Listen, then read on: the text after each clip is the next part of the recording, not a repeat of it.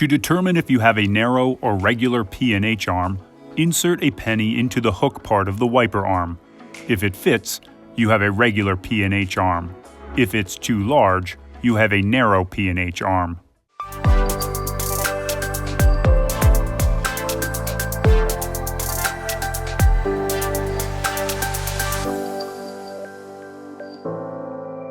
Here's how to install a Rain-X truck and SUV wiper blade on a narrow P&H arm. Locate the buttons on both sides of the adapter. Squeeze the buttons and flip open the cap. Next, to remove the adapter cover, hold the wiper blade with one hand. With your other hand, place your thumb under the arrow, grasp the adapter firmly, and pry the cover away. To remove the adapter spacer, locate the arrow on the spacer.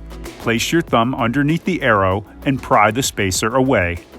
Close the cap until it locks into place with a click. You're now ready to install the blade. After you've removed the old wiper blade, make sure the wiper arm is in the up position. Locate the larger hole on the side of the adapter. Next, turn the wiper blade perpendicular to the wiper arm. Insert the pin into the hole, pushing all the way through. Rotate the wiper blade down until it locks into place.